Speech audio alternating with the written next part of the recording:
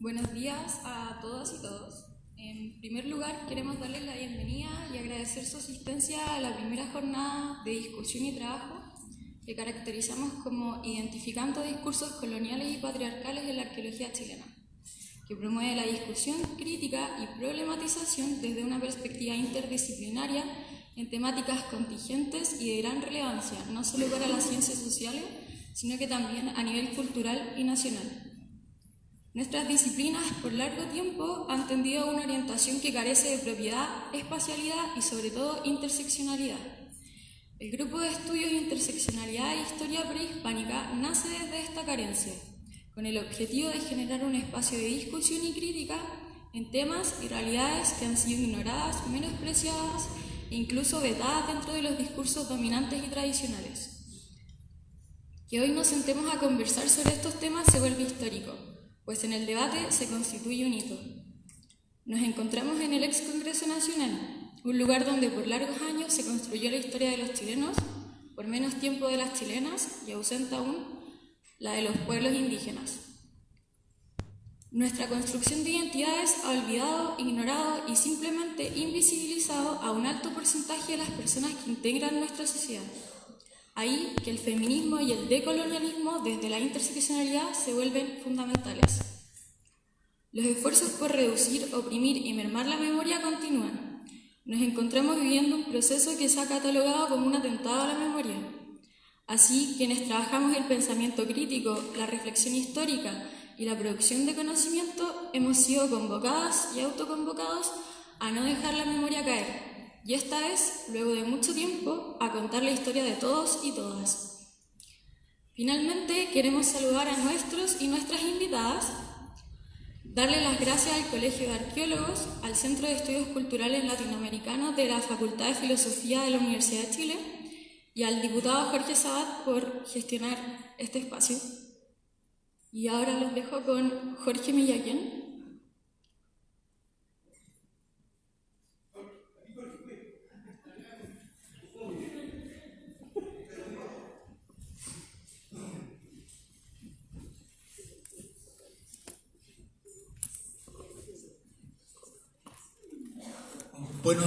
Buenos días,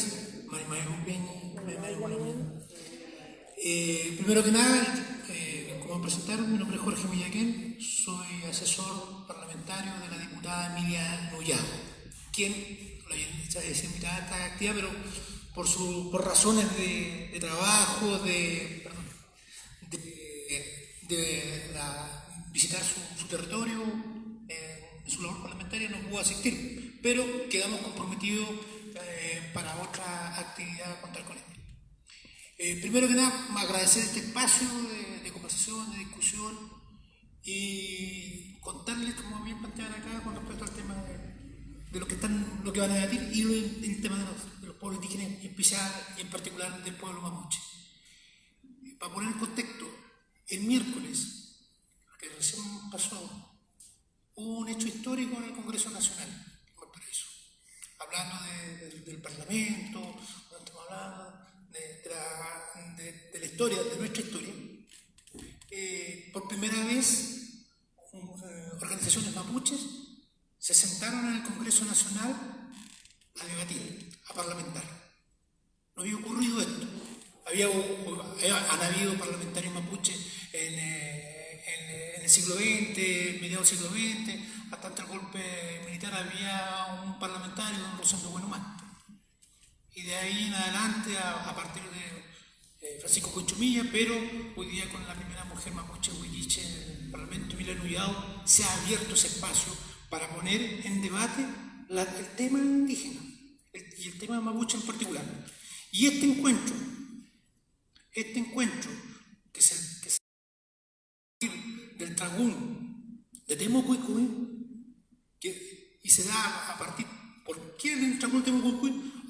Por el asesinato de Camilo Catrillanca, donde hay un uso excesivo de fuerza policial. Se solicitó por parte de los organizadores tener este diálogo en el Parlamento, y un diálogo donde se presentaban las propuestas y el trabajo que están haciendo este Tragún, que no son nuevos, que es desmilitarización del Gualmapu, que tiene que ver con reconocimientos territoriales, derechos ancestrales, libre determinación.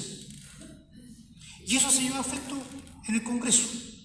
Casi 300 personas en el salón plenario, con comisiones unidas de la Cámara de Diputados, dirigidos por la Comisión de Derechos Humanos, que preside la diputada Emilia Riado, con el presidente de la Cámara de Diputados, y después se sumó el presidente del Senado, donde los dirigentes plantearon sus demandas, primero con Juan Catrillanca, que dio el contexto, después con Marcelo Catrillanca, que habló justamente del tema de la desmilitarización, el Peñi José Santos Millao, un histórico luchador mapuche, fundador de ADMAPO, planteando el tema de que se cree una ley para que haya un reconocimiento histórico y se vea el tema de las violaciones y la represión que ha recibido el pueblo mapuche.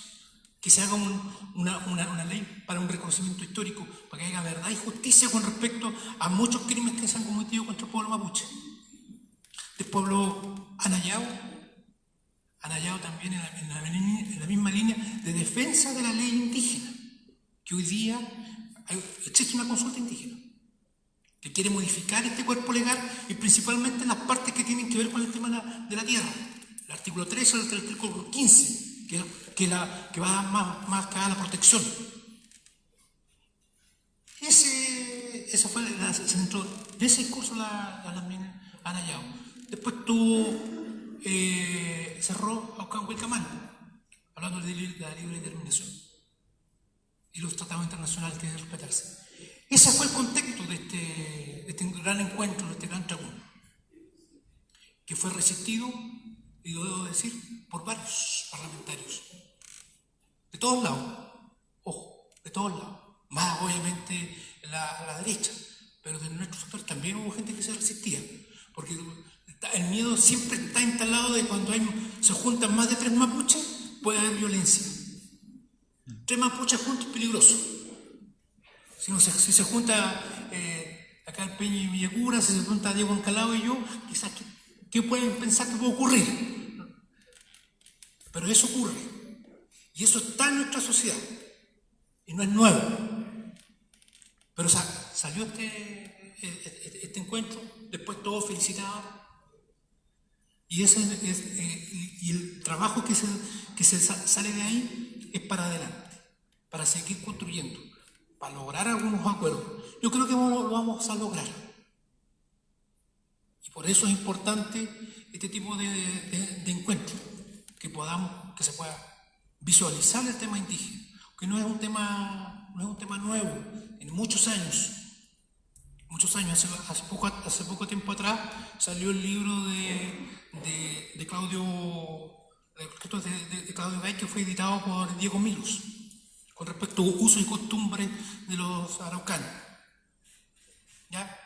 Que da una mirada a lo que fue el siglo XIX y con respecto al tema del pueblo mapuche. Y él hablaba de nación mapuche, fíjense. En el libro se habla de nación mapuche, se pone en contexto. Ahora obviamente habla en presente porque está editado de los escritos de él. Y hay muchos temas con los cuales no han cambiado. Y te da el contexto para entender lo que estamos hoy día. Y el tema de la nación mapuche no es una volada que se dio un grupo de mapuche que estaba pensando en allá. No, era una realidad que hoy día se quiere reconstruir. Y los que tienen miedo a decir y a hablar de nación mapuche es porque están sesgados con respecto a lo que ha sido la opresión que ha sufrido el pueblo año tras año, siglo tras siglo. Nosotros somos parte de esta tierra. No queremos echar a nadie. Somos todos una sola nación, un solo pueblo, pero tenemos particularidades. Y esas particularidades son las que tienen que respetarse. Y tiene que abrirse la sociedad. Tiene que abrirse más espacio. Cuando uno viaja a otro país y ve cómo se trata el tema indígena, tú te dices, estamos años luz. el tema de reconocimiento, de participación. Imagínense con la cantidad de años que lleva, digamos, desde la creación del Estado chileno hasta hoy día, que tengamos a la primera mujer mapuche en el Congreso. Sí, es un orgullo, pero también nos podría decir, Chupaya, llevamos tantos años y todavía no hemos tenido, todavía estamos orgullosos de tener la primera, recién. Hay que abrir más espacio. Hoy día tenemos más alcaldes. Hay más alcaldes mapuches, hay más participación. Existen historiadores mapuches que han podido develar lo que es la historia, porque mi generación se creció en las aulas con otra historia, la historia de Villalobos, que todos sabemos, pero hoy día podemos tener con orgullo decir que tenemos más historiadores mapuches que están aportando. Claudio es un gran ejemplo de eso. Pero tenemos que seguir en ese sentido avanzando y poniendo en valor nuestras demandas. Y en eso todos como sociedad debemos colaborar. Yo los dejo ahora porque tengo que partir. Tengo una reunión justamente de un tema también bien importante. De la Comisión de Derechos Humanos estamos trabajando para hacer un nuevo proyecto para levantar el secreto de los 50 años que tiene la ley Balich, que es otro tema importante de nuestra historia reciente. Muchas gracias.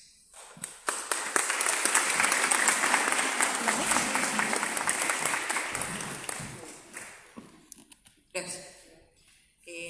Mi nombre es Catalina, represento al Centro de Estudios de Aysén y dentro de nuestra organización hemos estado problematizando acerca de los discursos coloniales y patriarcales en nuestra disciplina. Yo les voy a leer una suerte de resultado que salió de esta discusión y que esperamos que sirva de insumo y puntapié inicial para comenzar esta jornada de trabajo. En primer lugar, queremos agradecer a las personas que hicieron posible la organización de esta instancia de discusión. Agradecer la asistencia de investigadores, investigadoras, estudiantas y estudiantes de diferentes organizaciones y de otras disciplinas que han venido a enriquecer este primer diagnóstico y ejercicio de autocrítica de la disciplina arqueológica.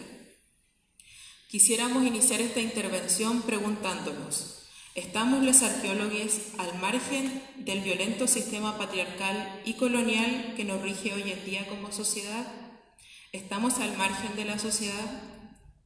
Las movilizaciones universitarias feministas que se desplegaron el año pasado 2018 y que causaron un efecto dominó sobre el territorio, dieron el puntapié inicial a las reflexiones acerca de los discursos y las prácticas patriarcales en diversas disciplinas, donde la arqueología no estuvo exenta. El feminismo, no solo como propuesta teórica, sino también como herramienta de resistencia, fue el principal motor que permitió, entre muchas otras cosas, cuestionar las estructuras de poder en la que se desarrolla la disciplina. Uno de los mayores resultados es la reflexión en torno al discurso teórico y práctico que la arqueología produce y reproduce en su formación y su praxis, a partir de relaciones desiguales basadas en un orden patriarcal.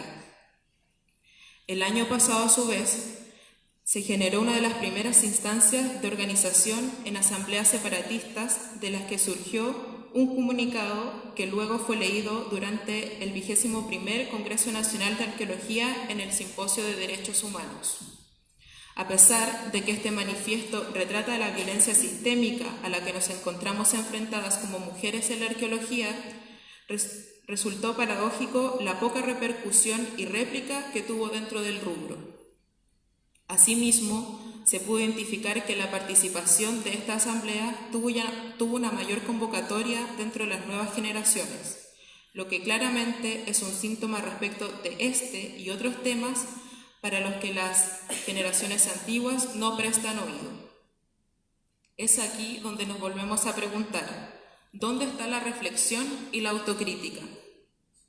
Si nos reconocemos como entes pertenecientes a una élite de conocimiento, porque estudiamos y trabajamos en distintas universidades e instituciones reproductoras del orden patriarcal y colonial, Resulta imposible pensarnos separadamente del contexto social actual. Por ello, volvemos a preguntar, ¿es posible pensarnos como disciplina al margen de la sociedad? De igual forma, la autocrítica que hacemos va dirigida hacia la producción de conocimiento y la práctica profesional de la arqueología. Bajo la idea de modernidad, hemos sido reproductores y reproductoras de un sistema colonial. Hemos sido cómplices del desplazamiento de otras epistemologías y con ello también de otras memorias. Hemos construido una disciplina que invisibiliza a las mujeres, a las niñas y las disidencias sexuales, a las comunidades indígenas. ¿Cuál es entonces la posición que decidimos tomar frente a la aniquilación de otras epistemologías? Más todavía, hace falta preguntarnos, ¿quiénes son nuestros interlocutores? ¿Para quiénes producimos conocimiento? ¿Cuál es la validez del discurso que produce la arqueología? Hemos construido un conocimiento desde el lugar de poder que nos confiere el saber institucionalizado, dotando de una voz ficticia a les excluides a través de claustros académicos. ¿Pero estamos haciendo realmente una diferencia? ¿Podemos construir una arqueología disidente? Creemos es aquí donde debemos observarnos desde la humildad y la autocrítica, ser consciente de los espacios que ocupamos y los efectos de lo que hacemos, pues no estamos fuera del sistema. Esta instancia y reflexión autocrítica nos invita a pensar también que hay espacios de resistencia. Esto a pesar de lo paradójico que fue la señal de censura en el espacio universitario en el que se convocaba inicialmente, y lo contradictorio que es desarrollarlo en un espacio de soberanía estatal por excelencia como es este Congreso. En esta jornada buscamos e intentamos estrechar el abismo que existe entre discurso y práctica arqueológica, retomar otras tramas históricas, abandonadas por el saber institucional, e integrar a las nuevas generaciones que han demostrado ser el motor de cambio. Creemos que el proceso ya ha comenzado, que es eminentemente político y que debemos asumir costos, y por ende, todos creemos que no hay descolonización sin descolonización.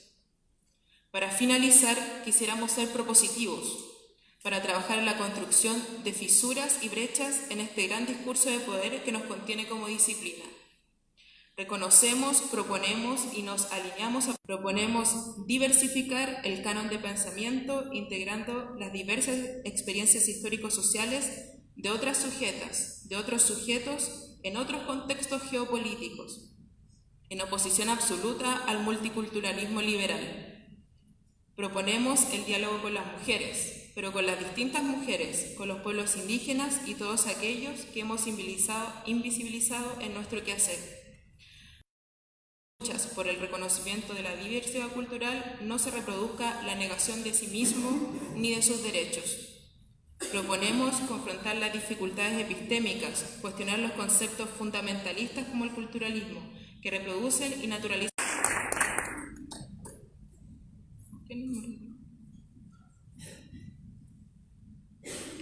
Vamos a dar inicio a esta jornada entonces. Lo voy a dejar con el moderador, Cristian.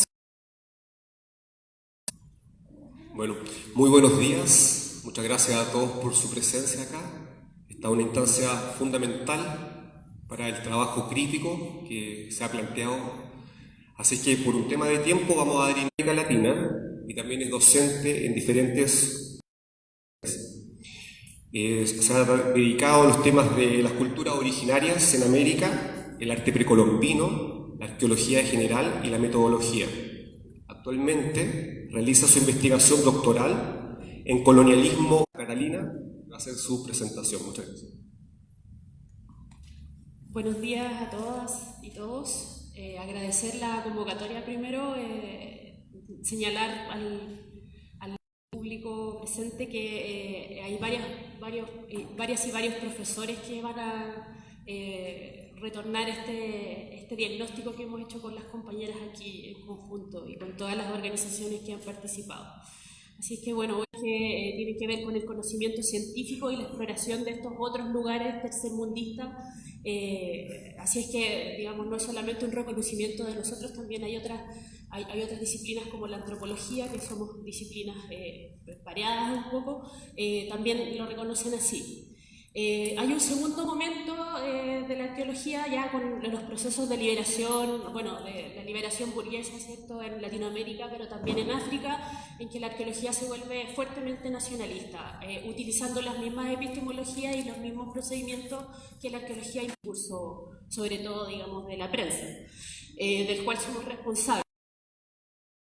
Aquí como a todos los compañeros y compañeras que hacen arqueología, porque también somos responsables en el sentido que hemos permitido que en el imaginario nacional estos discursos sigan funcionando. No todos están nada el experto que decide quién es o no es, o qué cosa es alta cultura o no, alto conocimiento o no. Y en ese sentido creo que en la práctica arqueológica eso se permea de manera muy clara, sobre todo ha sucedido con el caso del pueblo de Aguita, por ejemplo, que algunos arqueólogos eso lo pueden encontrar en prensa, habían dicho que en realidad la forma en que el pueblo de Aguita estaba tomando su recuperación ancestral no era válida, es más bien parte de la historia y la ciencia social. Así es que desde ahí como que quería dejar esa frase provocadora. Y algunas lecturas frente a la homogeneización que ha generado la arqueología, la folclorización de la que también, porque no existe una arqueología prácticamente histórica. Somos aquí algunos de los representantes que hemos peleado, ¿cierto?, porque algunos colegas registren los objetos históricos. La historia reciente es algo que es como de mal gusto para algunos colegas. Quisiera recuperar aquí un texto de una página que se llama This is Chile, es oficial del Estado, y solamente leerles 3 frases para que también se entienda lo que voy a decir después. Hay colegas que efectivamente reproducen en más o menor o mayor escala estas frases que yo tengo aquí sobre los pueblos atacameños y diaguitas, culturas que recibieron la influencia inca, receptoras pasivas, y que mostraron un desarrollo superior en comparación al resto de los indígenas chilenos. Aquí también se está sentando una base de una sociedad en los chonos, y esto es básicamente porque no hay denominaciones o referencias a la etnia chona en documentos escritos. La colega chilota con la que yo trabajo bastante, antropóloga, decía los chonos nunca desaparecieron. Eso fue un etnocidio textual, que son las palabras de Carolina Sepúlveda, antropóloga, para decir que en referencia a los huiliches, también al pueblo mapuche, echándole la culpa de justamente la extinción de los chonos. Por ahora se cree que la causa estaría en innumerables enfermedades nutricionales relacionadas con el debido al avance de poblaciones anglojareras en desmedro de los canoeros. O sea, el Estado aquí está situando la extinción de la etnia canoera chono, cosa que no ha sucedido, culpando a los huiliches y no haciéndose cargo de que el militar, aquí yo creo que Isidro Parragués, sociólogo del Centro de Estudios Culturales Latinoamericanos, también nos puede colaborar con eso para fundamentar y argumentar que previo al 73 al peruano Luis Lumbreras, que llegó a la Escuela de Arqueología a formar un montón de colegas disidentes y en una clave un poco más marxista y más crítica. La Escuela de Concepción luego del 73 y las escuelas, ¿cierto?, de la Universidad de Chile en el norte son cerradas del mundo andino, como Murray, Craig Morris, por ejemplo, pero muy pocas citas de otros latinoamericanos. En la referencia, gracias a que también el sistema de la ciencia empieza a solicitar vínculos con otros países, que esa es como la insularidad intelectual que va a tratar un poco más también Nicole.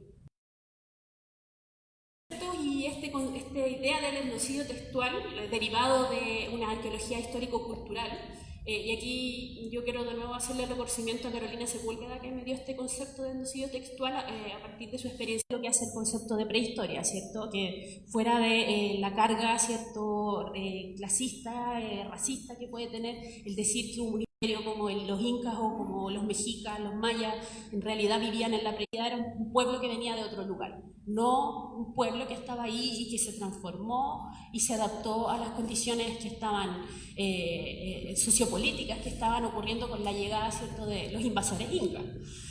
¿Qué sucede también con estas denominaciones? ¿Cómo se construyen? A través de un pacto cultural o listado de prueba que opera en la ley indígena de manera muy potente, ¿cierto? Como los indígenas, y esto es un asunto muy histórico-cultural derivado de la escuela alemana, ¿cierto? Que trae América Boas.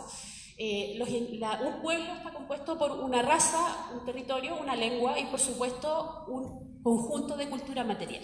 Si no se cumple con alguno de esos elementos, en realidad no es parte de ese pueblo. Es una hibridación, como mal se utiliza, son deformaciones, derivaciones, etc. Y allí, bueno, en esa que permea mucho también como este malestar arqueológico respecto a la autodenominación, sobre todo, como digo, con el caso de Aguita es como lo más fuerte, y con los Collas quizás también. Estas autodenominaciones negadas, también esta idea de que existe una endogénesis, no son pueblos que se han transformado, sino que surgieron gracias a la llegada de los incas, surgieron gracias a la llegada de los españoles. Y eso se vincula también con esta idea del etnocidio textual, de la extinción textual, que es una operación que hacemos historiadores y arqueólogas y arqueólogos. Y aquí quisiera poner en los casos chono, chango. El caso de los changos también es real. Encontré también buscando en prensa reivindicaciones de que los changos siguen persistiendo, no se perdieron la lengua obviamente, utilizan otra cultura material, pero por lo menos en la tercera y la cuarta región hay gente que se reconoce como chango y habla de sus antepasados recientes como gente que utilizaba la cultura material de los pueblos antiguos que nosotros estudiamos. También aquí situar, ¿cierto?, el caso de los huascualtinos, que es como lo que de parte de un arqueólogo que criticaba el surgimiento de los Diaguita decía, no, ellos sí que sí, como que calzan dentro de lo que podrían ser pueblos indígenas. De ahí quisiera saltar entonces a los esencialismos, esencialismo científico y folclorización, o sea, hay un cierre, una clausura de qué cultura es cada cual y una folclorización, o sea, nosotros estamos alimentando el multiculturalismo del Estado porque no estamos haciendo este ejercicio crítico de pensar para quién estamos trabajando. Y aquí pongo entre paréntesis el caso mapuche como una integración, o sea, es un pueblo que no se puede negar dentro de las reconstrucciones arqueológicas, aunque debo decir sí que en área mapuche hay varios colegas muy conscientes trabajando, me voy a referir a eso en unas láminas más adelante que tengo. El caso de la raza degenerada, que también aparece, ¿cierto?, ahí los compañeros Enrique Riobó, el historiador, ¿cierto?, y Claudia Zapata, historiadora también, que nos acompañan, creo que podrían dar más luces respecto a este tema. O sea, siempre los indígenas del presente en estas reconstrucciones de la nación, sobre todo las de principios del siglo XX, son, claro, fueron los antepasados de estos indígenas los que construyeron las pirámides, pero los de ahora están degenerados. Eso yo creo que ha pasado un poco en el caso tarapaqueño, no en el sentido de que están degenerados como moralmente, sino que los tarapaqueños se mezclaron mucho en la época del salitre con otros grupos étnicos de diversas nacionalidades, chilenos, peruanos, bolivianos, chinos, yugoslavos, de las nacionalidades que se les ocurra. De hecho, no me acuerdo ahora el apellido del historiador, pero tiene un artículo con un listado de nacionalidades, entonces los tarapaqueños están ahí. Yo he escuchado a investigadores importantes del Museo Precolombino, por ejemplo, decir que no, esos no son indios, porque en realidad no son originarios porque no son tan indios físicamente. Entonces yo ahí por eso lo sitúo como la raza degenerada. Entonces, y el esencialismo negativo, que aquí también Cristóbal Ñeco, un arqueólogo colombiano, que está reflexionando esto conjunto con Patricia Ayala, que es arqueóloga boliviana, pero que estudió acá en Chile y le pegó mucho el caso atacameño, se dedica al caso atacameño, señala que si bien el multiculturalismo combate estos esencialismos del pacto cultural, o digamos los defiende de algún... El esencialismo de las comunidades cuando entran en combate, que dice es necesario cerrar un poco quiénes somos y quiénes no somos para combatir el Estado neoliberal, pero eso al arqueólogo científico le produce mucho escándalo. Los objetos arqueológicos para la ciencia es algo bien duro y se viene, yo creo, ahí una batalla que hay que discutir. Aquí, como respecto a los conceptos, el primer libro es de Grete Mosny, Prehistoria de Chile, lo escribió en los años 50, esta es una reedición de los años 70. Y para que vean que, digamos, esto está vigente, el segundo libro es el primer compilado que muestra ciertos de los avances arqueológicos, se llama Prehistoria, desde sus orígenes hasta los albores de la conquista, del año 1989. Y aquí está el siguiente, Prehistoria en Chile, desde sus primeros habitantes hasta los incas. Les podría poner a adivinar el año que se publicó este libro, del 2016. Para que se note que, digamos, muchas disciplinas están discutiendo hace mucho tiempo el uso del concepto. Hidalgo et al, no sé si el primero, no, Falabella et al, pero Hidalgo también es editor. Se denominó las últimas alfareras mapuches, se generó una discusión en la lista de arqueología a partir de la arqueóloga Doina Munita, que trabaja en territorio mapuche y que, o sea, hizo notar que en realidad, o sea, para empezar, últimas alfareras es como lo estamos extinguiendo, y el concepto de hibridación, ¿cierto? La hibridación, el híbrido es algo que no produce frutos. Hay muchas discusiones en los estudios culturales latinoamericanos respecto a por qué este concepto no debe ser usado por nosotros. Bueno, esta es una charla que dio un arqueólogo español, así que no nos podemos hacer cargo del colonialismo español que no se reconoce todavía, según los comentarios de un colega que estudia en Barcelona. Y este es el último tema que me gustaría tratar, que yo creo que todos los tenemos un poco más claro, derivado de esta idea de civilización, barbarie y salvajismo, ¿cierto? Que hace más popular el norteamericano Henry Lewis Morgan, que por cierto es leído por Engel y por Marx. La reconstrucción y la teoría de Marx y Engel se basa en parte en las etnografías de Morgan. Y aquí decir que la idea de progreso y de científicos, incluso de gente que hace trabajos muy científicos con análisis químicos muy complejos que yo no soy capaz de entender. Y aquí, respecto a los tres conceptos que siguen vigentes de alguna manera en los distintos pueblos que están presentes en este territorio hoy llamado Chile, respecto a los imperios prehispánicos y la romantización nacionalista. Aquí grandes contribuidores a esta visión son aquellos que estudian los horizontes culturales de los incas y de Tiwanaku, colegas nuestros, que también, digamos, participan un poco de lo que, por ejemplo, en el Estado peruano sucede con el uso de los incas para hacer esta proyección retrospectiva de la nación hacia el pasado y proyectar un futuro como descolonizado de un nuevo inca. Esto pasa bastante en Arica también, el arqueólogo Álvaro Romero lo señala, en el año 2003 una discusión semejante se dio justamente impulsada por Patricia Ayala y por Ulises Cárdenas, que es el arqueólogo atacameño que existe en la comunidad. Y aquí también opera mucho la hipótesis de la degeneración. O sea, por ejemplo, los colaboradores de arqueólogos en el norte eran aymaras atacameños y son absolutamente desconocidos de cualquier tipo de relatos arqueológicos. O sea, creo que en alguno de estos textos se ha dicho, no sé, el Juanito, así como con esta como actitud paternalista y como buena persona que nos ayudó a nosotros a excavar, ¿cierto? Tratar de algunas cualidades de estos pueblos y una folclorización que la arqueología no ha tratado. Por ejemplo, el pueblo mapuche guerrero, pero en realidad son porfiados y son borrachos, entonces como que eso está ahí en el imaginario. Pero son considerados pueblos civilizables, o sea, los vamos a someter y van a entrar al Estado en esta forma folclórica y, ¿no es cierto? Y sale el presidente disfrazado, o bueno, con las vestimentas, ¿cierto? Bueno, en su caso es un disfraz. Y el tercer punto, que son los pueblos exterminables, que en el fondo aquí había un problema con reconocer a la etnia yagana, a los chonos, hay un etnocidio textual y directamente una musealización. Se ha extraído como elementos de estos pueblos, de poblaciones vivas que se han llevado a los museos, digamos artesanías y objetos que todavía fabrican, son llevados a los museos. Y ahí destacar igual en la labor que han estado haciendo en el Museo de Puerto William, ¿cierto? Como de escribir y hacer un relato que vincula a los grupos actuales con los pasados. Sobre todo aquí con el tema de la lengua. O sea, cuando dicen las dos últimas yaganas, no son las dos últimas, son las personas que mantienen la lengua, pero no son, o sea, están sus descendientes, están ahí vivos y tratando de recuperar sus territorios también.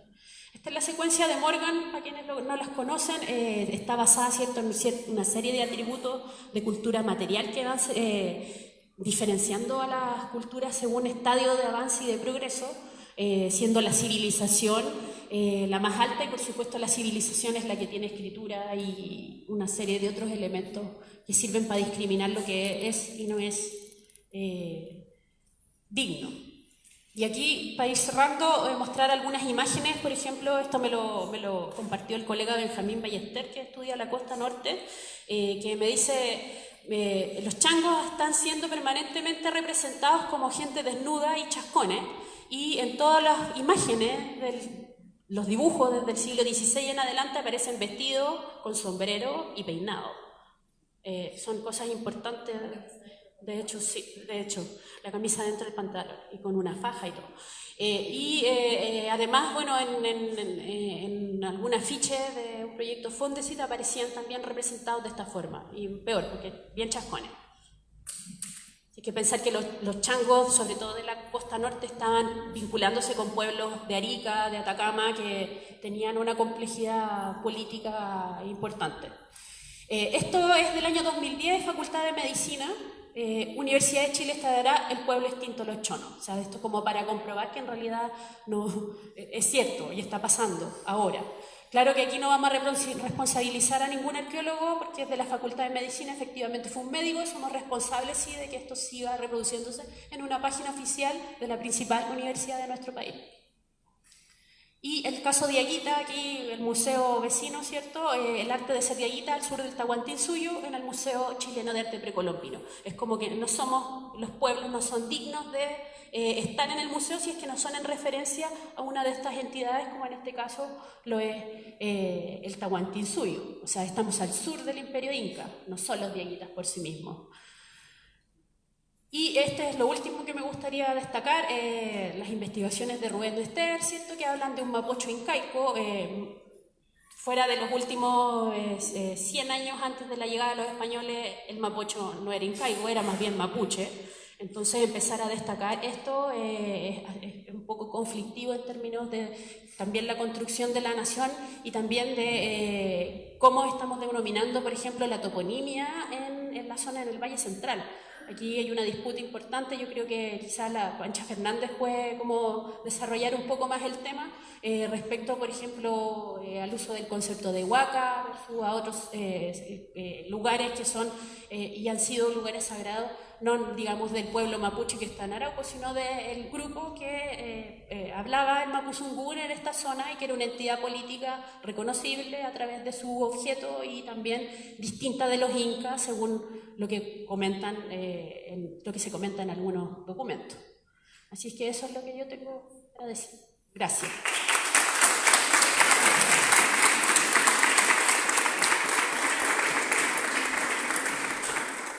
Bueno, agradeciendo el interesante trabajo de Catalina, vamos a dar entonces la palabra a la segunda presentación de la expositora Andrea González Ramírez.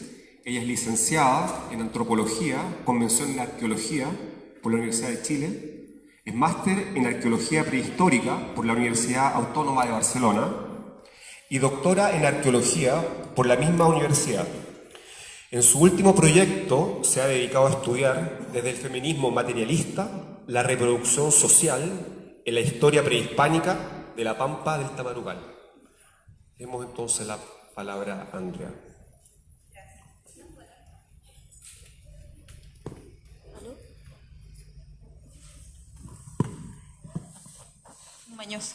Buenos días, compañeras, compañeros, Peñis, Mari. Bueno, gracias por la invitación. Quizás es un puntapié inicial necesario, postergado, pendiente y claramente urgente, ¿sí?, como tantas otras urgencias que tenemos. Pero por lo menos a nivel disciplinario resulta una convocatoria urgente, es reunirnos, las perspectivas críticas, y por eso doy las gracias por la invitación y voy a tratar de ser lo más clara, sintética posible, porque yo los encuentro temas medios complicados porque están instalados muy fuertemente en los sentidos comunes, ¿sí? Entonces, desde ese lugar voy a tratar de mostrar algunas cuestiones básicas, pero profundas, de lo que hemos denominado los discursos. Yo he agregado prácticas, porque me parece que es indisoluble el binomio discurso de prácticas patriarcales en la arqueología chilena, ¿sí? Y he recogido una pintada que me parece muy ilustrativa del espíritu de este encuentro, ¿sí? Que no se puede descolonizar sin despatriarcalizar, que larga las palabras, es como un trabajo largo igual, es como... Pero por ahí va un poco la idea. Hay que colocarle pantalla completa, eso. Yo no sé si va a avanzar con esta cosa así. Bueno, en fin, vamos a ver qué funciona.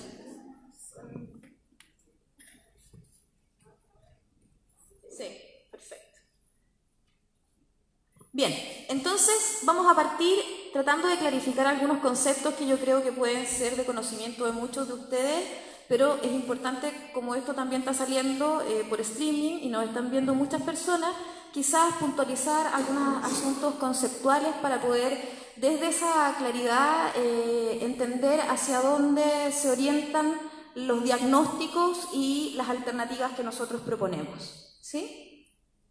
Entonces, para eso vamos a partir tratando de delimitar algunas cuestiones que están en el lenguaje común y que especialmente han estado presentes en los movimientos del último año y que vale la pena de repente ordenar un poquito.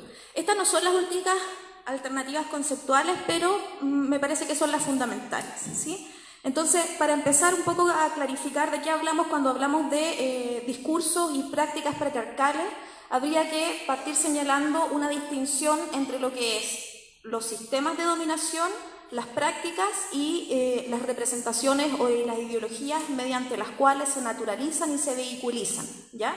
Entonces, cuando hablamos de patriarcado, estamos hablando básicamente de un sistema de dominación, ¿sí? Y las feministas han hecho varias definiciones, hay harta discusión de cuáles son los alcances del patriarcado, porque evidentemente estamos hablando de una concepción de patriarcado que supera la noción normativa del derecho romano del pater familia, ¿ya? Esto apunta más bien a un sistema de dominación de orden masculino, no solamente del padre, sino de el orden, ¿sí? Que se genera a partir del ejercicio de la masculinidad, ¿ya? Por lo tanto, aquí de lo que estamos hablando cuando hablamos de un sistema de dominación, entonces, es de un sistema político de ordenamiento de la vida social, ¿sí?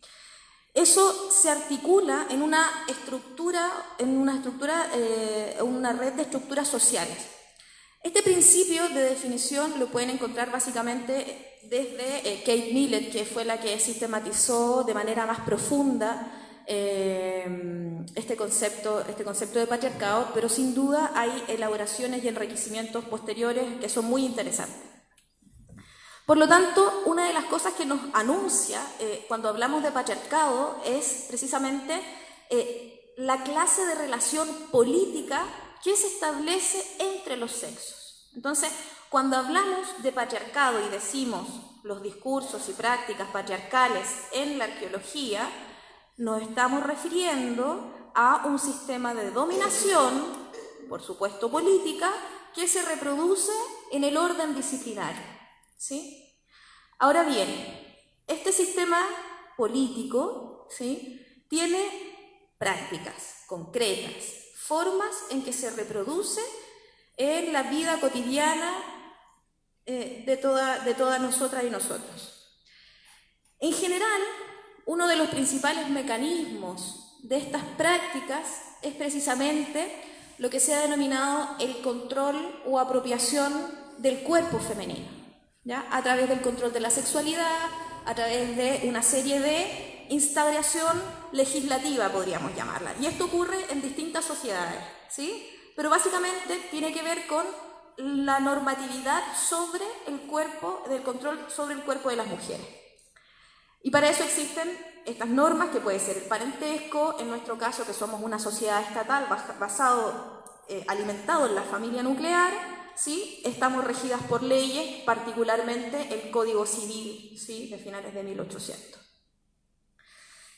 Por último, sería necesario distinguir lo que es el punto de vista masculino, ¿sí? Que también podríamos hablar representación, desde dónde surgen los discursos, desde dónde surgen las formas de entender la realidad y también cómo se reproducen esas formas de entender la realidad.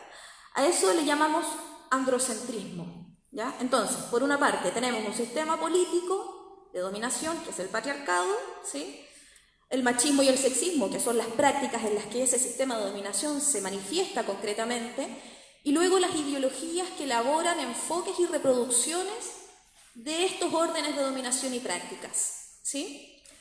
La ciencia se sitúa, por supuesto que se ve afectada por todos estos niveles, pero se sitúa en el tercer punto que tiene que ver con los enfoques y las representaciones. La ciencia, como otras formas de conocimiento, son formas de representar la realidad, ¿sí? Y desde ese lugar nosotros nos instalamos. Entonces, esta forma de representar la sociedad desde el pensamiento masculino patriarcal, ¿sí?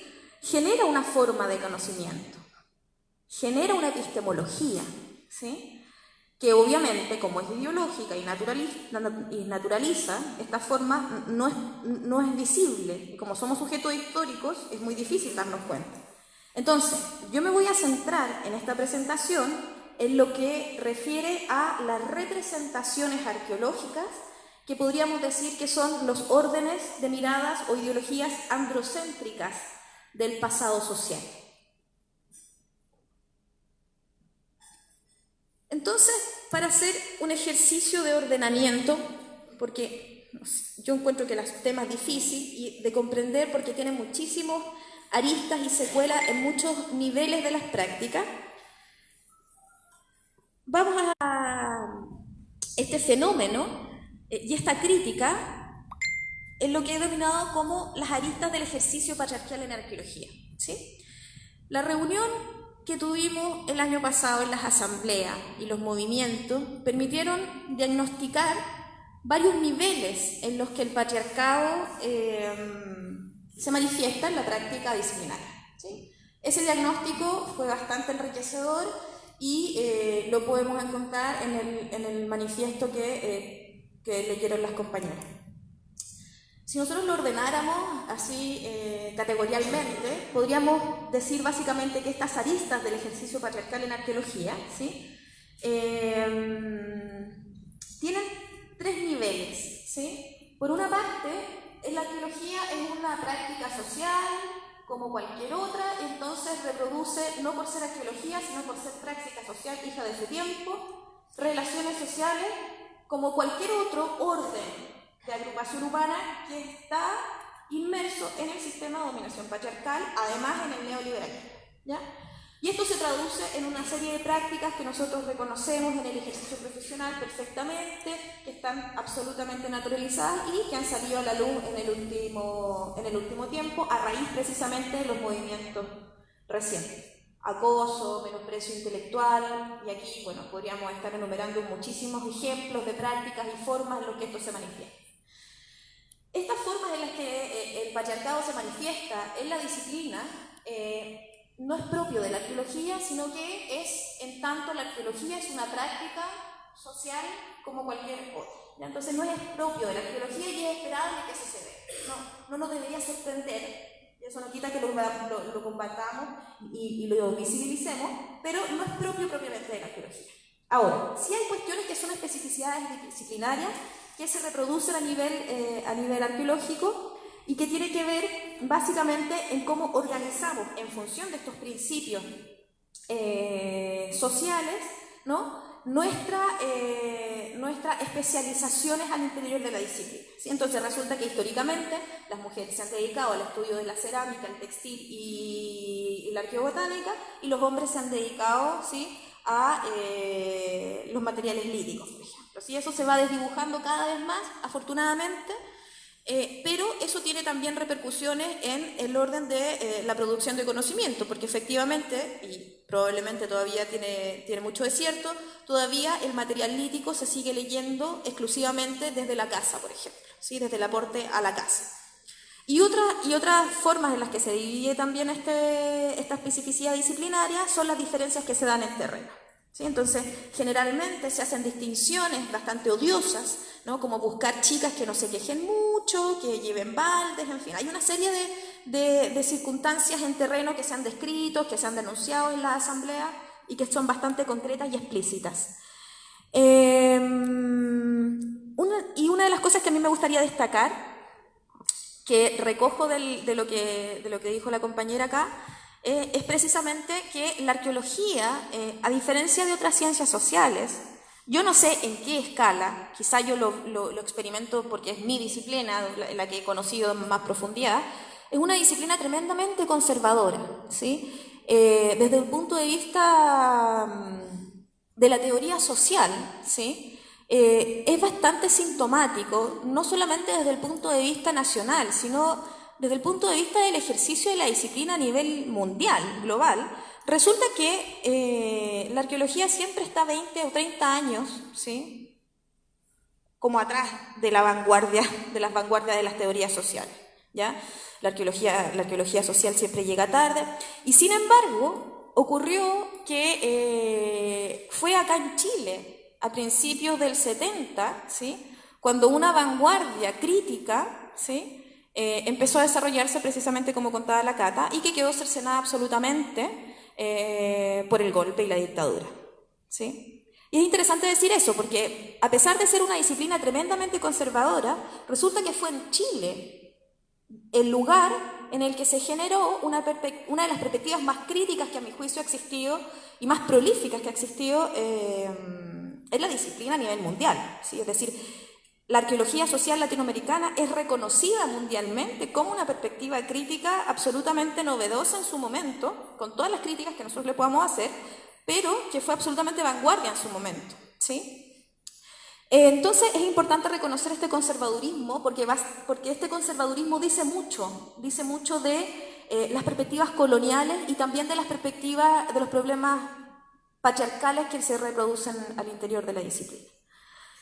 Y también, obviamente, esto de la insularidad y del anglocentrismo, ¿sí? Es decir, nuestros referentes teóricos, fundamentalmente, son las elaboraciones estadounidenses e inglesas en general, ¿sí? Lo más curioso, lo más notable de esa recopilación es que si uno va a esas elaboraciones, que son también muy diversas internamente, hay que decirlo, y hay perspectivas críticas gringas e inglesas, ¿no? Pero lo curioso es que la gente que hace conocimiento en inglés nativo no lee otros idiomas. Por lo tanto, es tremendamente autorreferente. Entonces nosotros leemos y nos alimentamos de perspectivas que son tremendamente autorreferentes y que dejan fuera una diversidad de planteamientos tremendamente rica que se da en Latinoamérica, en Europa, en África, en Asia, en fin. Eso. Y por último, una última arista importante del ejercicio patriarcal en la arqueología es lo que tiene que ver con la producción de conocimiento. La producción de conocimiento, como les decía hace un momento, es una representación de la realidad. Pueden haber múltiples representaciones de la realidad. Nosotros tenemos un método, que es el método científico, para representar esa realidad, ¿sí? Entonces, lo que voy a intentar hacer ahora es concentrarme en ese fenómeno, en cómo la arqueología reproduce el sistema patriarcal a través de la producción de conocimiento. Estos dos elementos de las relaciones sociales que se reproducen en la disciplina y la especificidad disciplinaria son asuntos que ya hemos visto en las asambleas, y a lo que yo me dedico fundamentalmente es precisamente a una crítica y a generar alternativas para la producción de conocimiento no androcéntrica, ¿sí? Entonces, desde ese punto de vista y desde ese punto de partida, lo que a mí me interesa aquí es destacar una crítica político-científica, ¿sí? Y no quiero hacer moralismos de estos, no quiero hacer ataques personales de esto, porque de alguna manera somos todos sujetos históricos y reproducimos algún nivel de privilegio en alguna parte de nuestras vidas, ¿sí? Bien, dicho eso, la producción de conocimiento, esto que llamamos nosotros representaciones sociales, ¿sí? Es decir, cómo nosotros representamos a la realidad social y mediante qué mecanismos, ¿sí? Podrían ser divididos para los discursos y prácticas patriarcales en arqueología, básicamente en 3 ámbitos, ¿sí? Por una parte, lo he dividido en lo que tiene que ver con el lenguaje, ¿sí? Es decir, con lo que se nombra, con lo que se silencia, con lo que también se ignora, ¿sí? He tenido experiencias interesantes con este evento, ¿sí? Particularmente, ¿sí? Ha habido bastante grillos en la socialización de este evento en algunos grupos con los que he compartido. También se reproduce a través de los estereotipos, ¿sí? Es decir, cuáles son las imágenes de lo femenino y lo masculino que alimenta el discurso arqueológico. Y por último, el ejercicio del esencialismo, ¿sí? Es decir, que lo que nos ocurre hoy día siempre ha sido así y en todas partes ha sido así, ¿sí? Y quizás es este último el instrumento político más peligroso que tiene la arqueología precisamente para las mujeres, para nosotras las mujeres. Partamos por el lenguaje. No puedo profundizar obviamente mucho acá, así que voy a dar algunos elementos, algunas herramientas para que ustedes puedan seguir profundizando si les interesa. Pero básicamente la idea que ya está sentada, ustedes ya lo conocen, digamos, esto es un elemento que se ha criticado por el feminismo y que es bastante visible últimamente y que tiene que ver con la identidad entre la palabra hombre y humanidad, ¿sí? Y pareciera que pareciera que fuera un fenómeno que ya es como antiguo, ¿sí? Pero resulta que dentro de los principales centros de investigación en Chile sigue existiendo esta herramienta, este uso, ¿sí? Entonces tenemos, por ejemplo, el Centro de Investigaciones del Hombre del Desierto, que es uno de los grupos de investigación de FONDES, ¿sí? De los centros de investigación, por ejemplo. El Instituto de la Patagonia, que también recibe financiamiento de la principal agencia de financiación científica en Chile, tiene el Centro de Estudios del Hombre Austral, ¿sí? Está la revista Hombre y Desierto.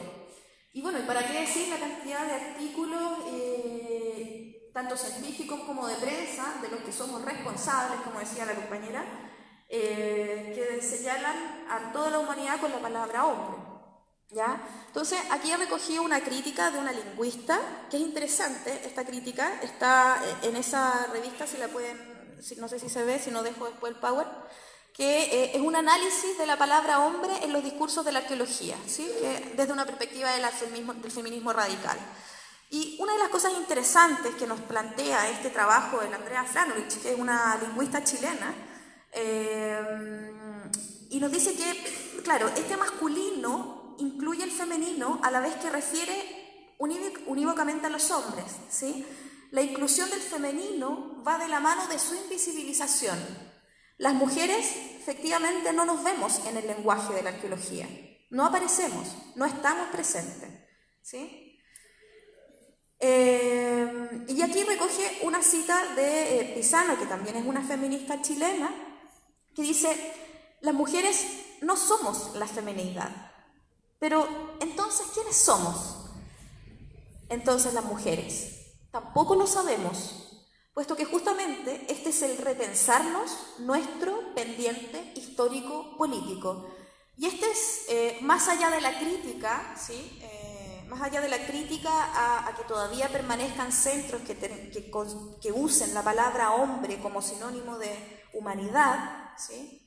Tiene que ver con que esta invisibilización en el lenguaje y en las preguntas de investigación hacen que nos desconozcamos, no sabemos quiénes son las mujeres del pasado en la arqueología, no lo conocemos, ¿sí? Por lo tanto, significa una invitación y un reto al mismo tiempo, ¿sí? Saber quiénes éramos y desde ese lugar, ¿sí? Volver a pensarnos. Y esto es súper interesante para la arqueología, porque la arqueología es una de las pocas disciplinas, junto con la historia, que nos permite entrar profundamente en el pasado, ¿sí? Y bueno, entonces esa es la invitación que puede hacer Ya. Bueno, otro elemento importante son los estereotipos. Los estereotipos están presentes generalmente en todos, en un montón de trabajo, en fin. Yo he querido destacar que son dos publicaciones del año 2017, ¿sí? Una que se refiere a la lactancia, una que se refiere a la movilidad y otra que se refiere a la lactancia, ¿sí? Entonces voy a leerlos para que vamos un poco desglosando rápidamente para explicitar un poco cuáles son estos estereotipos. Dice: los hallazgos de dos mujeres adultas, un niño y un hombre adulta, muestra a mujeres y niños transitando por estos yermos y difíciles parajes, entregándonos una perspectiva completa de toda la unidad familiar involucrada en el tránsito costa-desierto, ¿sí? Es decir, mujeres y niños como un binomio indisoluble en un territorio difícil en el que no pueden estar mujeres y niños, ¿sí? Porque es muy yermo, ¿no? Y que además nos da la idea de toda la unidad familiar. ¿Qué es la unidad familiar en el imaginario del colega que escribió esto? Me pregunto. El segundo ejemplo, bueno, y ahí tenemos la imagen de la familia nuclear, por supuesto. El segundo ejemplo dice, esta es una traducción que quizás no es muy buena, pero voy a leerlo igual. Una combinación de alimentación complementaria temprana, esto se refiere a lactancia y destete, con lactancia materna prolongada, puede haber representado una estrategia económica concertada que permitió a las madres lactantes regresar a la fuerza laboral rápidamente y al mismo tiempo promover la salud infantil. Es decir, la lactancia se ve como un asunto naturalmente femenino que depende de nosotras, que después volvemos al trabajo, porque eso no era trabajo, ¿sí? Y luego además ayudamos a la salud de las guaguitas, ¿sí? Entonces, este estudio es uno de los últimos estudios isotópicos de lactancia en el norte chileno. Así de actual. Voy a tratar de ir rápido. Por último, esencializar. No me voy a detener mucho acá, pero esto es bastante evidente, ¿sí? Básicamente, la división sexual del trabajo, ¿sí? Todavía seguimos pensando o se sigue reproduciendo la idea según la cual, ¿sí?, los materiales líticos reproducen la casa y son dominio masculino, ¿sí?, y lo doméstico, la cerámica, etcétera, y el cuidado de los niños son asuntos femeninos. Todavía se sigue reproduciendo, como vimos en las citas anteriores, esta idea de la familia nuclear heterosexual, ¿no? Todavía se sigue pensando que lo doméstico es privado y que es un asunto personal, y que lo ceremonial siempre es lo público es ceremonial, ¿no? Y eso es lo colectivo, ¿no? Entonces, esta separación entre público y privado, que es una separación tremendamente tardía en la historia humana, ¿sí?, se sigue reproduciendo y se proyecta hasta quién sabe dónde. Esta imagen, perdón, es una imagen del Museo Chileno Precolombino también, que se llama El Rostro del Pasado, algo así, ¿sí? Y aquí, bueno, esta es la representación que tiene la arqueología y que permite la arqueología esta representación, ¿sí? Una mujer tremendamente feliz cargando a su guaguita, ¿sí?, mirando al horizonte, y hombres trabajando y comerciando, ¿sí? Es decir, una maternidad que mira al infinito y que carga un bebé, y la gente que hace actividad comercial. Esto es un ejemplo simplemente de eso. Y para ir cerrando, entonces, ¿cuál es la consecuencia de esto? Primero, la representación de una comunidad indistinta, de grupos que no tienen diferencias internas, ¿sí?, de que no hay política al interior de los grupos sociales, sino que la política se da, las diferencias políticas y las diferencias económicas se da entre grupos, no al interior de los grupos, ¿sí? Proyecta evidentemente las condiciones presentes a todo el tiempo humano, ¿sí?, y por lo tanto desde ese punto de vista naturaliza. No estudia asuntos sociales por considerarlos propios de la biología, ¿no?, o de poca relevancia, como la gestación, la lactancia, los cuidados, entre otras cosas. Desconoce la organización, la diversidad de otras organizaciones que también son posibles y que nos pueden servir además de ejemplo para pensar otras organizaciones para nuestro presente. Y además, y aquí concuerdo con lo que decía la Cata, reproduce esta idea romántica del pasado prehispánico, ¿no?, donde no hay una variación histórica, ¿no?, que es otra forma de colonialismo. Y por último, refuerza el sexismo contemporáneo tras esta idea de neutralidad científica. Bueno, la pregunta es, ¿Es suficiente una arqueología de las mujeres? ¿Sí? Hay varias alternativas. Tenemos básicamente, podemos dividirla en dos, no quiero ser injusta en esto, pero para ir siendo bien sintética, tenemos por una parte la arqueología de género, que reproduce en general, tiene un origen anglosajón y que reproduce básicamente la idea multicultural del feminismo, de la igualdad y liberal.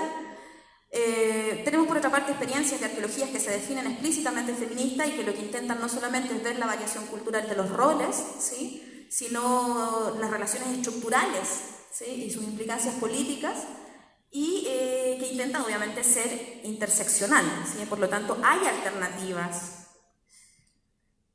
Y quisiera destacar dos ejercicios importantes del arqueólogo Patricio Núñez, que en el 2003 y en el 2004 yo no conozco otro ejercicio de este orden. Él creo que ha sido el único que ha escrito explícitamente y se ha interesado por asuntos que tienen que ver con los problemas del patriarcado en la arqueología y en la producción del conocimiento.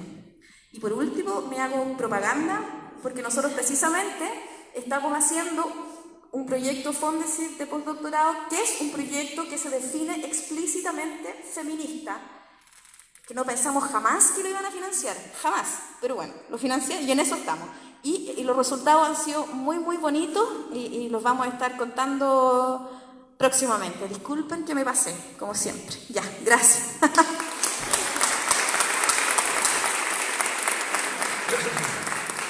Bueno, agradecemos entonces a Andrea esta sistemática reflexión, ¿no? Y damos la palabra a Nicole Fuenzalía Bahamontes. Ella es arqueóloga de la Universidad de Chile y parte del grupo Aiken. Ha colaborado en diversos proyectos de investigación financiados por Fondesit en temáticas relativas a la economía y ritualidad funeraria en sociedades prehispánicas, tanto del desierto de Atacama como de la zona central de Chile. Desde el 2008 en adelante se ha especializado en proyectos de investigación autogestionados sobre la materialidad y espacialidad de la dictadura cívico-militar. En Aiken es parte de la línea de historia reciente y arqueología contemporánea, así como de mujeres en la arqueología. Actualmente es estudiante del programa de doctorado en estudios latinoamericanos de la Universidad de Chile. Le damos la palabra. Bueno, primero quiero agradecer a todos ustedes por venir en esta mañana fría y pedir disculpas porque tengo una voz media moribunda, así que vamos a ver cómo lo hacemos. Bueno, yo quiero plantear esta temática que está situada ahí en el título, pero desde mi experiencia personal y desde la conformación del quehacer disciplinar, y más allá quizá, con una intención reflexiva que tiene que ver también con un marco de debate que es bien actual respecto de la utilidad social o de la utilidad de las humanidades en el contexto neoliberal actual. Y en ese sentido, la pregunta principal que guía la presentación tiene que ver con cómo hemos llegado a ser arqueólogas hoy, y cómo superar en el fondo el lastre colonial patriarcal que todavía se sigue reproduciendo en nuestras prácticas, en nuestras teorías, en nuestros saberes. Entonces la arqueología nace como disciplina, ya se ha dicho, ¿cierto?, a partir de un colonialismo que es fundante, porque nace, ¿cierto?, al alero de los estados modernos y del imperialismo.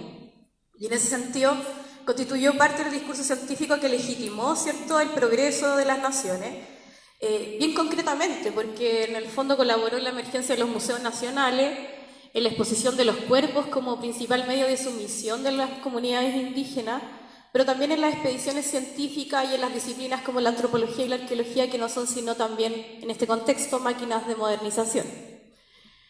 Bueno, y acá es un dibujo del arqueólogo Max Uhle, que es un arqueólogo alemán que fue contratado en 1911 por el Estado de Chile justamente para conceptualizar lo que sería una prehistoria del Norte Grande, y que en el fondo lo que hace sino es chilenizar un territorio, ¿cierto?, que era nortino. Y en el fondo lo que quiero decir aquí es que hay un colonialismo fundante, ¿cierto?, que definió el pasado y el presente de las comunidades indígenas, pero que también las relegó a una estática, ¿cierto?, cumpliendo así con los ideales de la ciencia de la modernidad. Ahora, en las décadas que siguieron, en los 40 y 50, el aporte de los investigadores se va a ir consolidando, sobre todo con formaciones más bien autodidactas, pero no es sino hasta las décadas del 60 y 70, como se visualiza ahí, que se consolida, ¿cierto?, una institucionalización creciente de la carrera de arqueología. Con distintos proyectos universitarios, cabe destacar el de Concepción, que fue también con apoyo de la UNESCO. En ese sentido también quiero hablar del tema del gobierno de la Unidad Popular y también de un contexto de reforma universitaria donde los arqueólogos también tuvieron un rol importante. Bueno, esta es una fotografía de lo que eran los pastos en ese tiempo, del ex pedagógico, que también formaba parte de la Universidad de Chile. Y bueno, esas dos frases, la primera tiene que ver con lo ideal que había en la Universidad de Chile respecto de lo que debería ser el rol de la arqueología de Mario Orellana. Si ustedes se fijan, la primera frase tiene que ver más con una mirada en tanto ciencia, y quizá desvinculada un poco del carácter político de la época.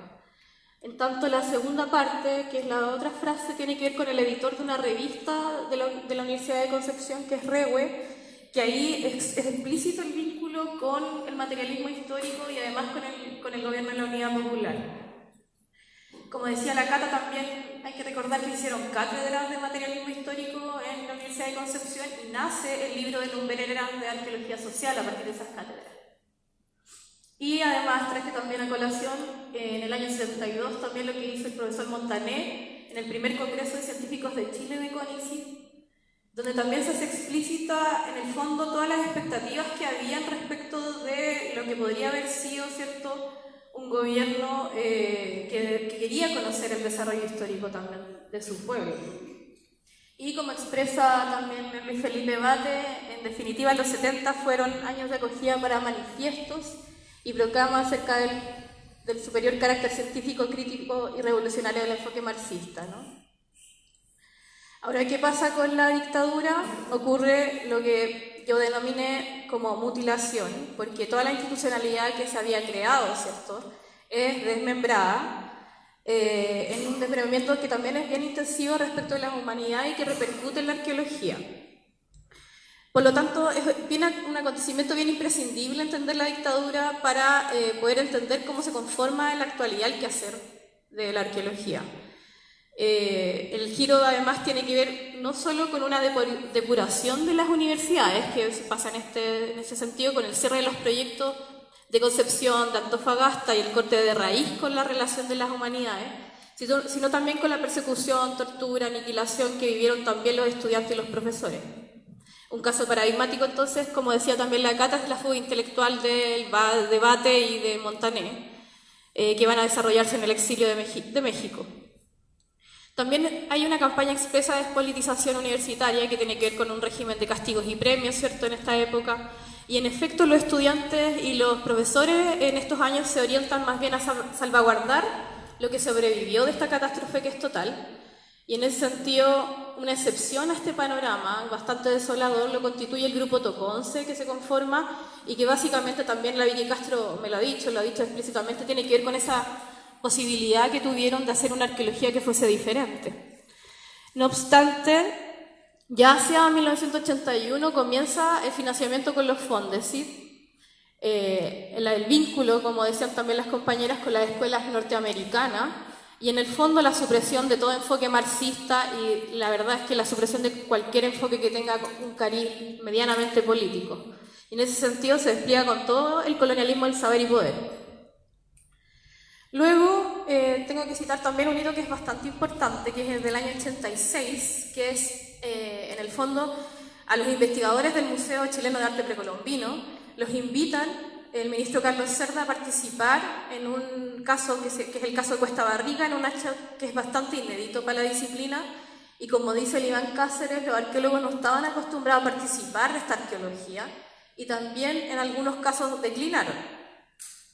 Luego comienzan algunas relaciones que se sostienen con el Colegio de Antropólogos también en esa época, y en el 89 es por iniciativa de Sola Sierra, que es la presidenta de la agrupación de familiares de detenidos desaparecidos en esa época, junto al doctor Claudio Snow, que es un antropólogo forense, y el equipo de argentino de antropología forense se les llama a estos antropólogos a conformar un grupo de antropología forense y en ese sentido empiezan con indagaciones en este ámbito para tematizar entonces la desaparición forzada.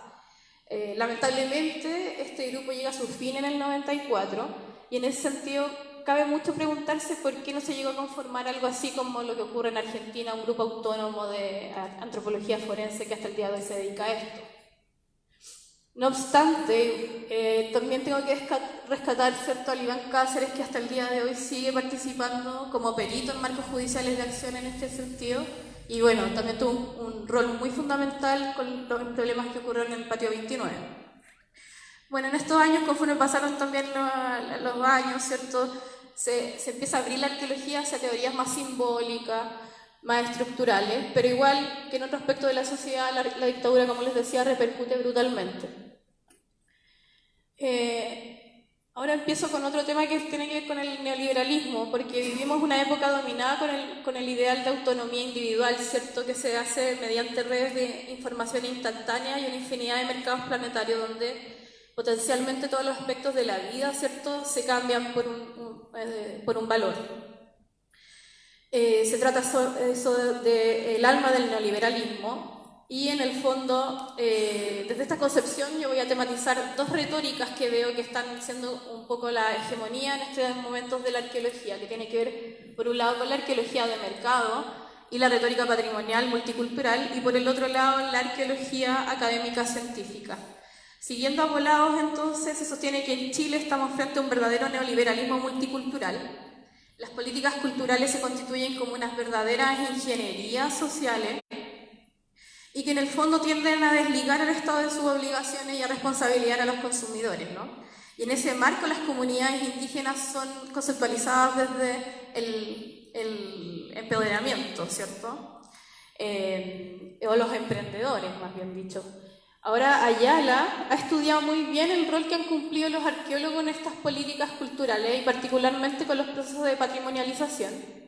Y en este caso, lo que pasa es que la autoridad científica, ¿cierto?, sirve para convertir esta retórica patrimonial desde agencias internacionales como la UNESCO. La UNESCO tiene un rol muy fundamental en esto, a saberes y prácticas que es lo que, un poco reforzando la idea que comentaban las chiquillas, que tiene que ver con un esencialismo, ¿cierto?, que legitiman estas estrategias estatales. Los arqueólogos, entonces, colaboran en posicionar las auténticas culturas, los auténticos patrimonios, ¿cierto?, en ese sentido marketeando las prácticas y los saberes de las comunidades. Además, Consejo de Monumentos Nacionales y la CONADI, que se vieron reforzadas con las leyes que se elaboraron en los 90, ¿cierto?, sobre todo la ley de bases medioambientales va a ser bien paradigmática para la arqueología, porque en el fondo, a partir de ahí, ¿cierto?, se empiezan a solicitar estudios de las consultoras para hacer catastro de los sitios arqueológicos, de los espacios indígenas, etc.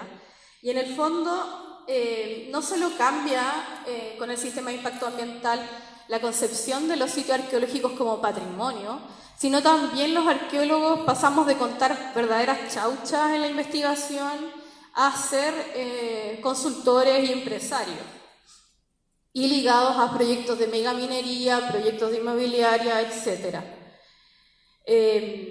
Uno de los daños colaterales más importantes a partir de aquí es lo que con un grupo de colegas que también está en un trabajo reciente que es de Abarca y colaboradores, estamos conceptualizando como la crisis de los depósitos, que es una crisis en realidad ética, porque tiene que ver con el acumular por acumular, que se hace de estas prácticas extractivistas, y en ese sentido la pérdida de calidad humana que tienen los restos humanos que se están depositando en estos museos. Otro ejemplo, y es lo que sale ahí en la fotografía, que tiene que ver con la tensión que ocurre al interior de Consejo de Monumentos, que pasa del año 95,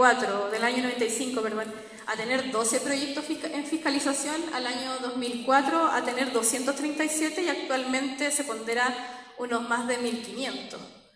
¿Ya? Esto conduce al estallido en el año pasado de un paro que es bastante inédito a nivel de gobierno, y que por más recursos humanos, por más recursos en general, y que sin embargo terminó cooptado por el gobierno, porque en el último discurso presidencial se dijo explícitamente: queremos que el Estado se modernice y así romper con la burocracia de estos organismos. En ese sentido, también hoy día la arqueología está siendo cuestionada por su objeto de estudio y en la legitimidad de estudiarlo, y una de las disputas más importantes ha sido respecto a la reivindicación étnica de los restos humanos. A eso se suma también la constante negación que hay en el ámbito de derechos humanos hacia los derechos indígenas desde que Chile se define como tal. Junto a eso también hay tratos poco éticos de parte de los propios arqueólogos, y ahí hay, por citar muchos casos, uno podría citar, voy a citar solo el ejemplo de Bypass Temuco, que en el fondo llegó a conformar un comité de defensa de las comunidades mapuche afectadas por la construcción del bypass, y lo tematiza una chiquilla antropóloga en una tesis del 2015. Y la respuesta que ha tenido la arqueología ha sido un silencio, y en ese sentido cuando se le pregunta a la gente, y uno mismo ha dicho, probablemente alguien tiene que hacerlo, por ley estamos obligados o de algo hay que vivir. Respecto de esta retórica, bueno, sí, como les comentaba anteriormente, el sistema de Fondesit ha sido por muchos años la principal fuente de investigación.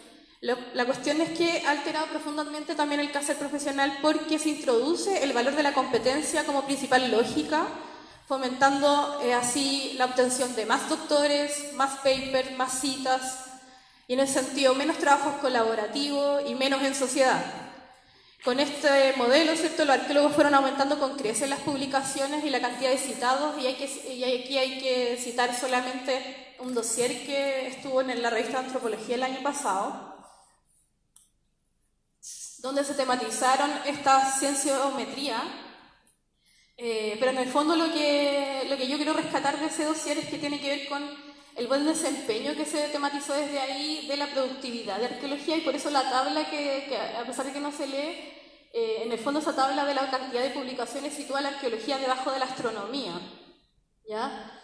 Lo anterior no sería problema a no ser de que existieran otro tipo de discursos arqueológicos circulando. Ahora el problema es que solo existen papers, ¿ya? Si ustedes googlean o si van a una librería y preguntan por libros arqueológicos, deben existir un stock total en toda la librería de 15, ya desde el 80 hasta la actualidad. Entonces, en el fondo asistimos a lo que De Santos denomina como una tiranía del paper, que en el fondo es el modo privilegiado de escritura y comunicación que existe, que es incuestionado, ¿ya? Que también tiene que ver con un corpus de autores que se encuentra actualizado, y como decía la Cata también, hay una exclusión particularmente evidente respecto a las autorías latinoamericanas. Y en ese sentido, a mí también me llama la atención de que a pesar de que se valore la arqueología como ciencia, no está participando tampoco de debates actuales que son bastante relevantes, como de la precarización laboral, respecto, por ejemplo, a la revolución de las batas blancas o la ciencia con contrato. En ese sentido, se sigue reproduciendo un lineamiento económico neoliberal y colonialista.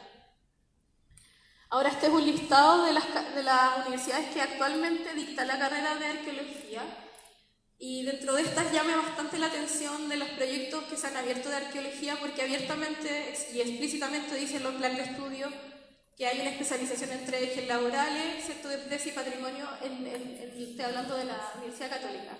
La Universidad Católica abrió su proyecto de arqueología diciendo esto, y además con un ramo que se llama Arqueología y Empresa. A esto también hay que sumar, como ustedes deben saber también, que en los programas de historia, ¿cierto?, hay una creciente, en el fondo, exclusión de la temática indígena. No hay historia espaciamericana en los programas universitarios, lo dijo el José Luis Ramírez en la lista. Y no hay tampoco una prehistoria, ¿cierto?, que se esté pasando a los colegas historiadores. Entonces también es bien importante decir eso. Ahora, para acotar, también por muchos años la arqueología científica o académica ha mirado con desdén a la arqueología de impacto, diciendo que es gente muy joven, que tiene un carácter descriptivo. Pero lo que yo quiero apuntar aquí es que más bien es una falsa dicotomía, porque no se trata sino de dos caras de la misma moneda. Ya sea como fiscalizador del Consejo de Monumentos, como profesor universitario, como arqueólogo consultor, en el fondo retomo lo que dice Said, se actúa en tanto profesional, ¿ya? Porque se concibe el trabajo propio como algo que haces para ganar la vida entre las 9 y las 5 de la tarde, con un ojo en el reloj y el otro vuelto también a una conducta adecuada. Es decir, no transgrediendo los límites y haciendo a ti mismo vendible al mercado. Bueno, y como nos sentimos parte de este marco disciplinario, hay que preguntarse también por qué tanto tiempo la arqueología, ¿cierto?, se ha hecho abstención de este tema y de manera tan persistente. Ahora, por diversos motivos, como la permanencia en la academia, en el poder también de civiles ligados a la dictadura, como también por un contexto neoliberal que es brutal en nuestro país, la problemática de los derechos humanos es una problemática ausente. Ustedes saben, los derechos humanos son libertades, ciertos estándares jurídicos que supuestamente los estados debiesen adherir. Lo cierto es que se introdujeron como gramática decisiva a partir de los años 70 y 80, y en el fondo tienen que ver con una concepción que es hegemónicamente tiene que ver con ideales humanistas y eurocéntricos. En Chile también, como comentábamos, hay un contexto bien álgido respecto de los derechos humanos y de la relación con las comunidades indígenas, y por eso la fotografía ahí ilustra muy bien lo que quiero decir, que tiene que ver con el padre Lepech y Pinochet, en el fondo en una visita que se hizo al museo, y que tiene que ver con la estrecha colaboración que se hizo en este caso, y que tiene que ver también con un colonialismo que es militar y que se perpetúa, porque muchas veces hablamos de colonialismo ligado solamente al periodo de independencia, pero hay un colonialismo que se perpetúa en época republicana, y en este caso con la dictadura, que es un colonialismo militar en territorio indígena. A esto se suma también la creciente demanda de los colectivos de derechos humanos y las luchas que se dan hoy día en el tema del conflicto ambiental, que en ese sentido nos llaman profundamente a reconceptualizar los derechos humanos y buscar sentidos contrahegemónicos. Y ahora empiezo yo a mostrarle lo que yo veo que es una arqueología que potencialmente tendría cabida en un sentido contrahegemónico respecto a lo que planteaba antes. Un primer trabajo es el de la Mani García, que valoriza el saber comunitario aymara, la geografía, el paisaje social y cultural. Y en ese sentido, explícitamente, la Mani dice que la memoria y la arqueología se posicionan como herramientas clave para reivindicar territorios indígenas, donde los testimonios también y los restos arqueológicos tienen el potencial de convertirse en evidencias probatorias de una ocupación indígena que es de larga data. En Nido 20 también, que es un sitio de memoria, hubo una investigación que realizamos transdisciplinaria y autogestionada, que quería explorar la memoria vecinal en un contexto que es bastante periférico respecto de la lucha por los derechos humanos y de la conformación de la trama urbana actual.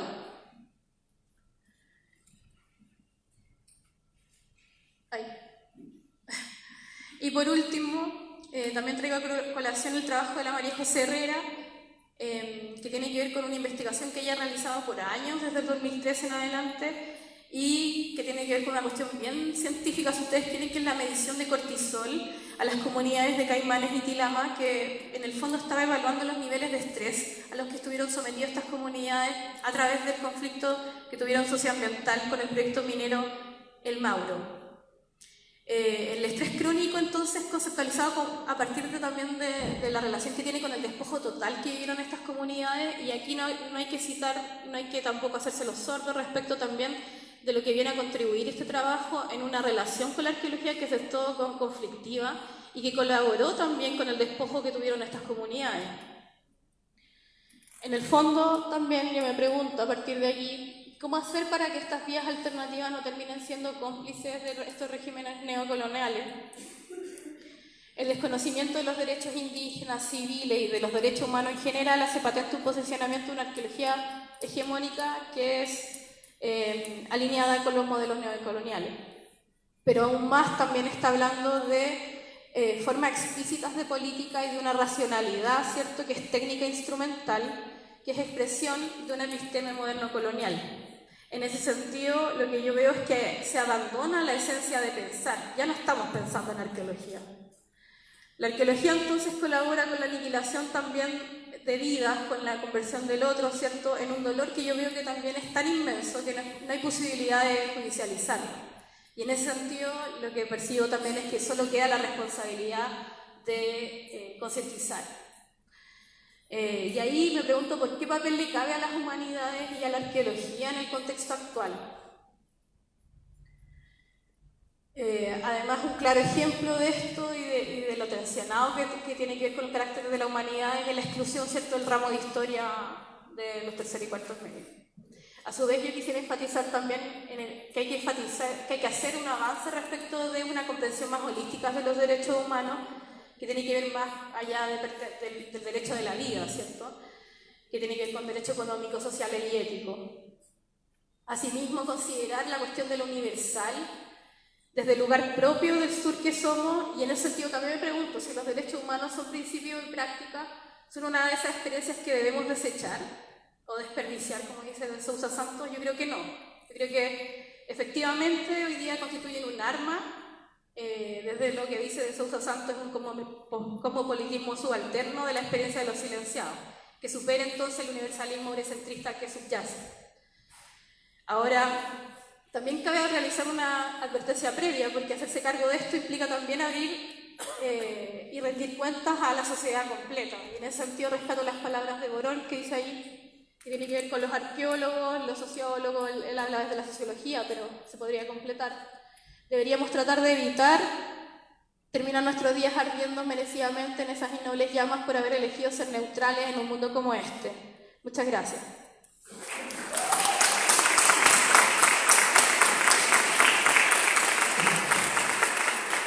Bueno, agradecemos también a Nicole y tenemos unos minutos para que ustedes puedan plantear algún tipo de preguntas a nuestra expositora. Así que, por favor, con confianza.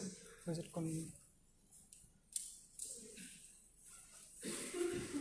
ser con micrófono? No.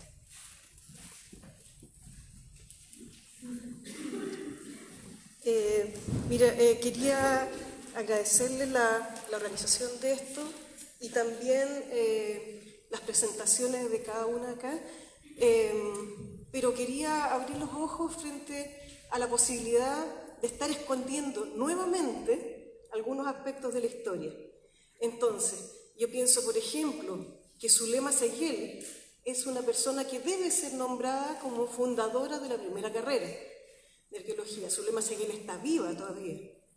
En vez de apoyarse en gente como Felipe Bate, por ejemplo, que ha tomado un vuelco en su vida, que lo ha convertido en una persona bastante agresiva con el ejercicio de la arqueología.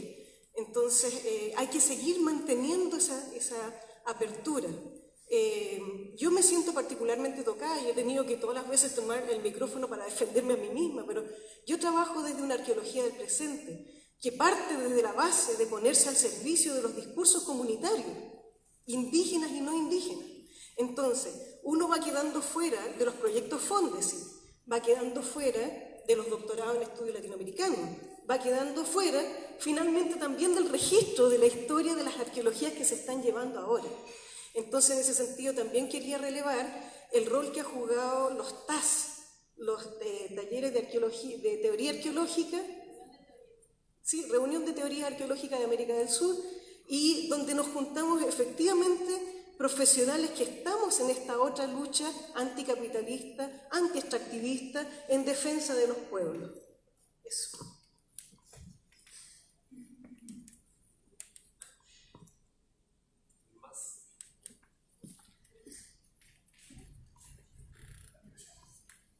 Bueno, también agradecer la instancia. Yo quería preguntarle a Nicole si se podía profundizar un poquito más en la relación entre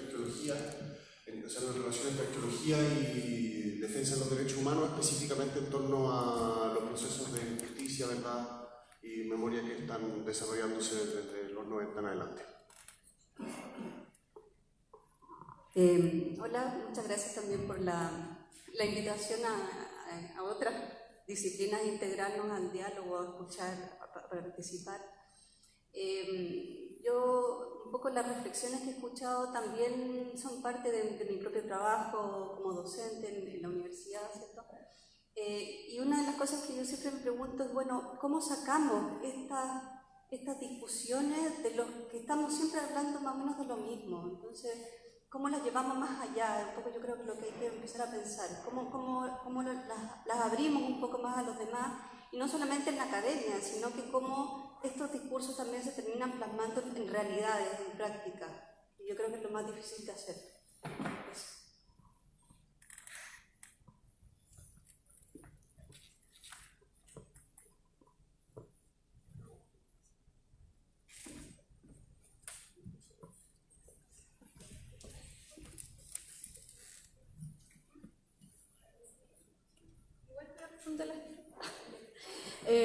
Cortito igual.